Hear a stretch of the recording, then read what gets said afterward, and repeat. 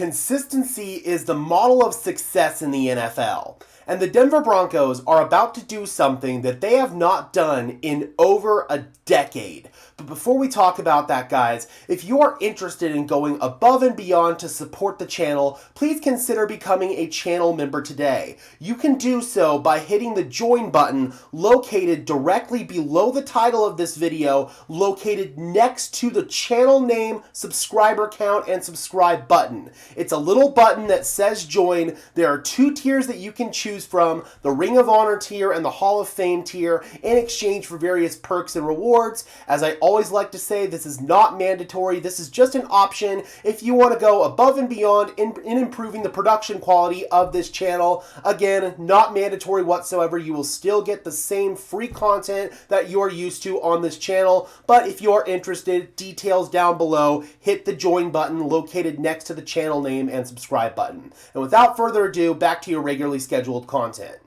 For the first time in over 10 years, the Denver Broncos are going to be doing something that, quite frankly, you just have to do in order to become a successful NFL franchise. If you want to point to a reason why the Denver Broncos went all of those seasons missing the playoffs, this is the main reason why. I want to go ahead and bring in this tweet here from Jeffrey Essery, I should say. It's been over a decade since Denver has returned a head coach quarterback combo for week one. The last time that they did it was 2014 with John Fox and Peyton Manning. This year, they're rolling things back with Sean Payton and Bo Nix, and it's just crazy to look at all of these other names between those two.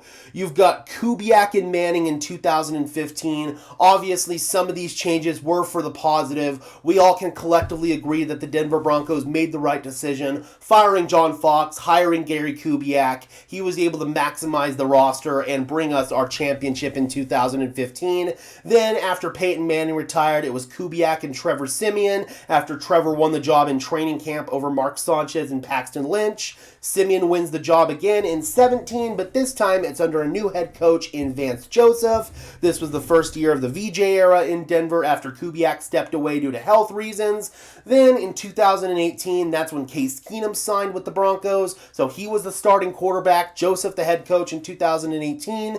Then both of them are gone. The Broncos reset things, quote-unquote reset things, with Vic Fangio and Joe Flacco. They also draft Drew Lock in the second round. He doesn't see the field until way later on in the season against the Chargers in Week 13. Brandon Allen starts a few games in there after Flacco gets hurt.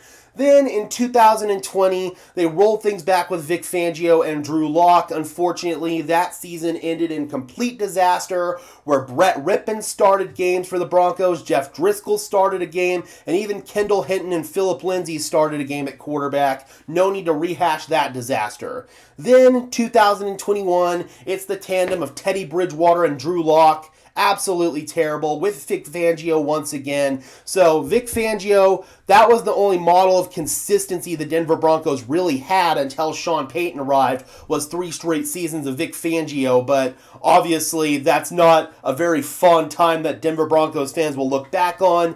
2022, we're not going to even discuss that. And then finally, 2023, Sean Payton arrives in town, has to deal with the 1 year of Russell Wilson, and now we finally have back-to-back years of the same head coach and quarterback tandem. And in the NFL, you've got to have your general manager, you've got to have your head coach, and you've got to have your quarterback in place. And the Broncos finally have all three.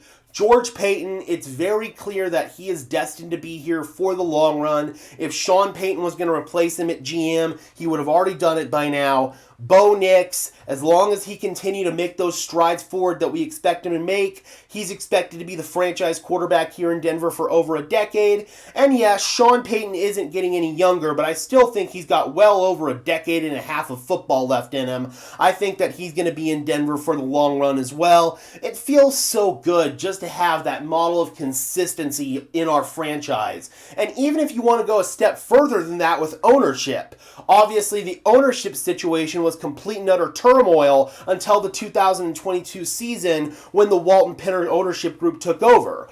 Until then, we had basically a trust running the team. Joe Ellis was the de facto owner of the Denver Broncos. He and John Elway were meddling way too much into the football operations of things. That was kind of the main theme of the Vance Joseph tenure as head coach.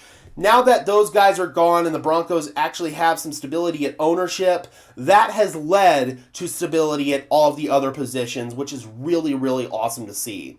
All right, Broncos country, let me know in the comments section below, how does it feel to finally have some consistency here in Denver and finally be able to return all of these positions for 2 consecutive seasons, especially obviously the head coach and quarterback tandem?